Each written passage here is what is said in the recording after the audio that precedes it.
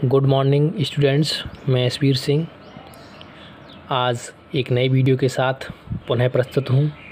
आज का हमारा जो टॉपिक है वह है ऊष्मा का संचरण, ट्रांसमिशन ऑफ हीट। तो आइए समझते हैं ऊष्मा का संचरण क्या है। ऊष्मा का संचरण कहते किसे हैं।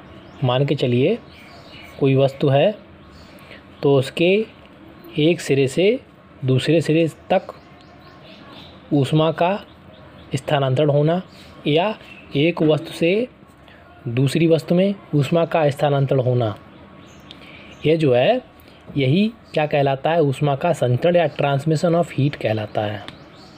अब यह कैसे होता है तो इसे समझने के लिए हमें इसकी 3 विधियां समझनी पड़ेंगी।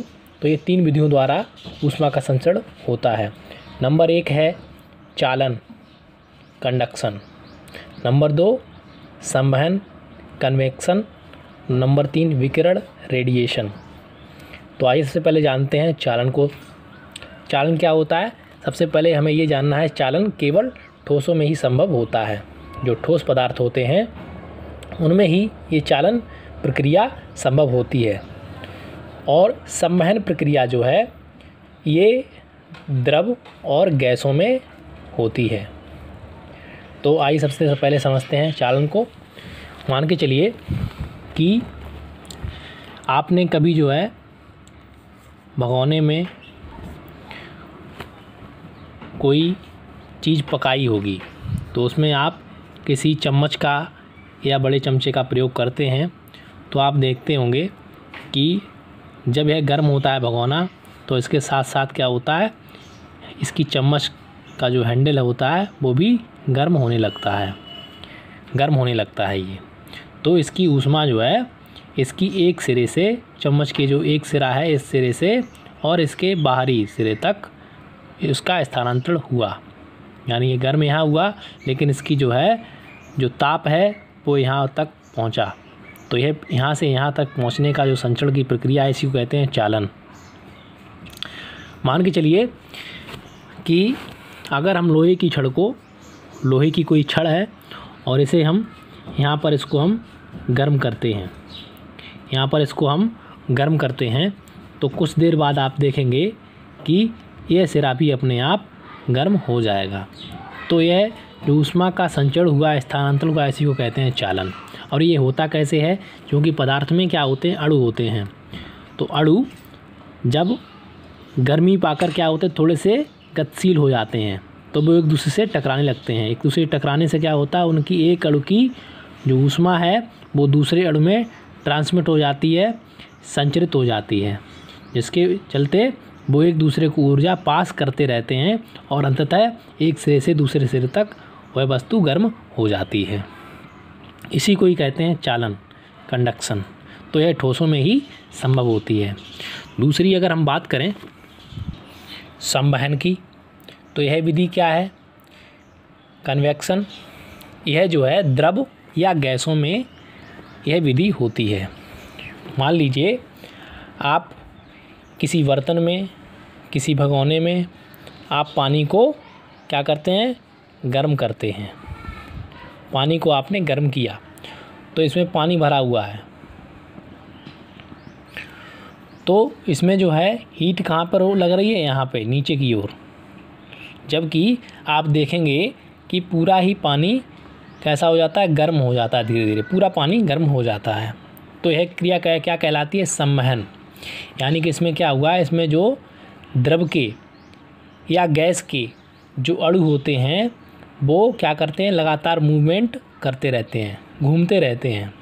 तो वह ऊर्जा जो अणु यहाँ पर आया वो धीरे धीरे कभी ऊपर पहुँचेगा और ये इस तरह से पूरे अणु क्या होते हैं, सभी गर्म हो जाते हैं। तो ये प्रक्रिया कहलाती है संवहन विधि।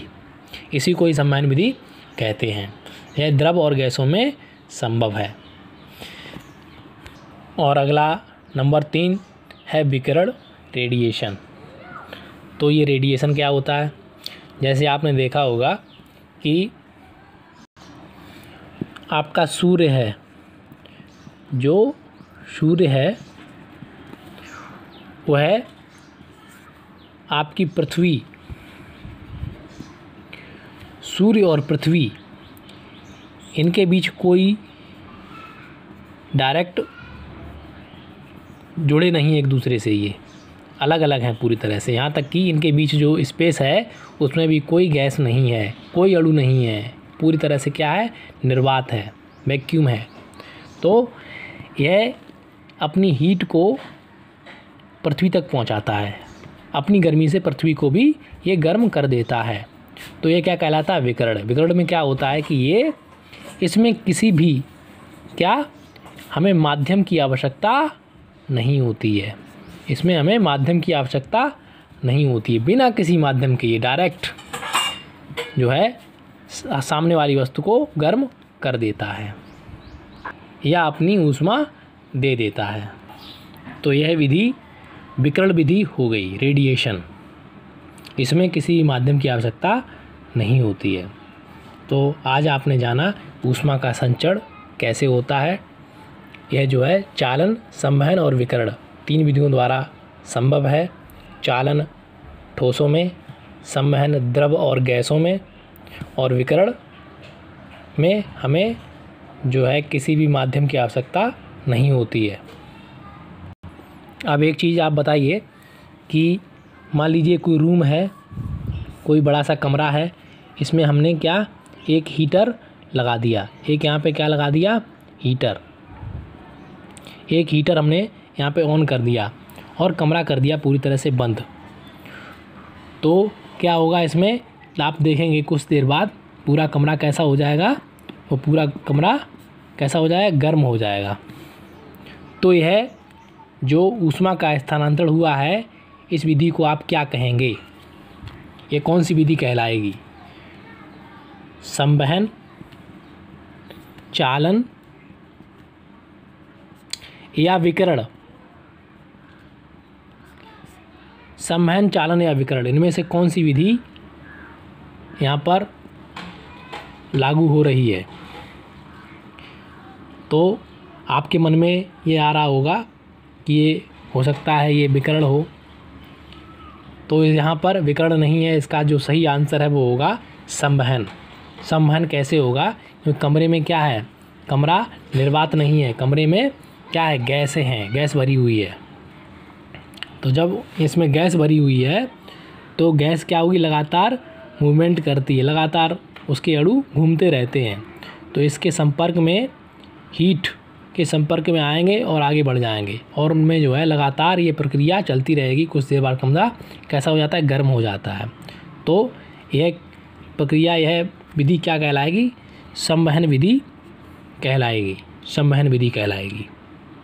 तो आज आपने जाना ऊष्मा का संचरण।